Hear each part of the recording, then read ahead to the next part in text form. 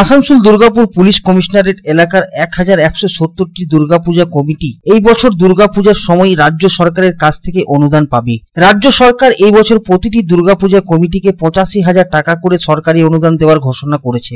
আসানসোলের রবীন্দ্র ভবনে আসন্ন দুর্গাপূজাকে সামনে রেখে একটি সমন্বয় সভা করেছে আসানসোল দুর্গাপুর পুলিশ। আসানসোল দুর্গাপুরের পুলিশ কমিশনার সুনীল কুমার চৌধুরী জানিয়েছেন যে আজকের বৈঠকে 9টি পুজো কমিটির সদস্যদের 85,000 টাকার চেক দেওয়া হয়েছে। এরপর পর্যায়ক্রমে বাকি দুর্গাপূজা কমিটিগুলোকে সরকারি অনুদানের পরিমাণ দেওয়া হবে। সভায় আসানসোল দুর্গাপুর পুলিশ কমিশনারেট পুজো কমিটিগুলিকে প্রয়োজনীয় নির্দেশ দিয়েছে। এছাড়া সমস্ত পুজো আয়োজকদের রাজ্য সরকারের জারি করা নির্দেশিকা অনুসরণ করার জন্য আবেদন করা হয়েছিল। পুলিশ কমিশনার সুনীল কুমার চৌধুরী বলেন, জেলায় উৎসব মুখর দিনগুলিতে মানুষ পথে নেমে যাতে কোনো বিপত্তিতে না পড়ে সেদিকে লক্ষ্য রাখতে হবে। সাধারণ মানুষ যেন সুস্থভাবে ঠাকুর দেখতে পারে সেদিকে নজর রাখতে হবে। জানা গেছে জেলায় পুজো কমিটির সংখ্যা 1170। তার মধ্যে এদিন রাজ্য সরকারের অনুদানের 85,000 টাকার চেক 9টি পুজো কমিটিদের হাতে তুলে দেওয়া হয়।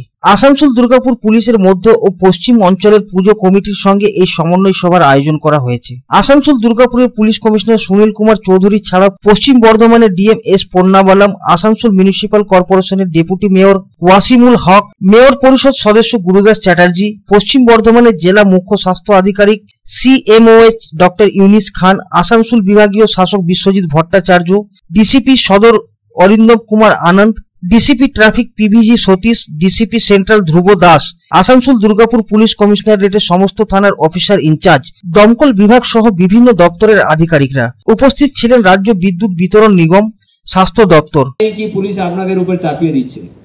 একটা দুটা পয়েন্ট যেটা হলো কি পার্কিং নিয়ে যেখানে সমস্যা আছে, ডেফিনেটলি আমাদের যারা লোকাল অফিসার আছে, লোকাল থানা আছে, লোকাল ট্রাফিক আছে, ওই পার্কিং সমস্যাগুলো দেখবে। নতুন পুজো পারমিশন নিয়ে একটা পয়েন্ট রেজ করা হলো। আমরা এখন অবধি যেটা পারমিশন গ্রান্ট যেটা পেয়েছি সেটা অলরেডি যে প্রত্যেক বছর যেটা পাই সেটা পেয়েছি। ইন কেস যদি লাস্ট মোমেন্টে আমরা অ্যাডিশনাল কিছু গ্রান্ট পাবো তো ডেফিনেটলি আমরা নতুন পুজোকে ওর মধ্যে ইনক্লুড করব। লাস্ট ইয়ার আমরা পুরো জেলাতে অ্যারাউন্ড 30 নতুন পুজোকে পারমিশন দিয়েছিলাম, যেহেতু ওটা লাস্ট 5-7 দিন আগেই আমাদের কাছে গ্রান্ট এসেছিল। এবারও যদি ভবিষ্যতে আমরা নতুন গ্রান্ট পাই তাহলে ডেফিনেটলি যে পুজোগুলো, অনেক পুজো আছে যেটা ওয়েটিংয়ে আছে, আমাদের জেলাতে হয়তো 1170 গ্রান্ট আমরা দিচ্ছি, কিন্তু অনেক পুজো আছে যেটা গ্রান্ট পাচ্ছে না। ওই ওয়েটিং অনুযায়ী কত বছর পুরনো পুজো আছে, কত ইতিহাস আছে সেটা দেখে আমরা নতুন পুজো পারমিশন দিই।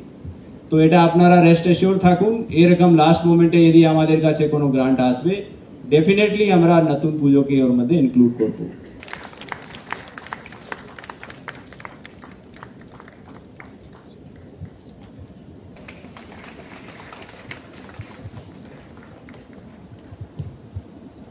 উপস্থিত রয়েছেন রেসপেক্টেড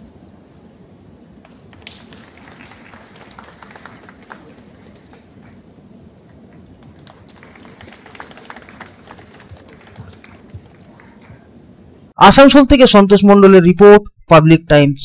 রানীগঞ্জ শহরের NSB রোডে অবস্থিত সুসজ্জিত এবং মনোরম পরিবেশে অতিথিদের পরিষেবার জন্য তৈরি অতিথি in hotel and restaurant. Hotel অতিথি ইন পরিষেবায় থাকছে অত্যাধুনিক সুবিধাযুক্ত এসি রুম।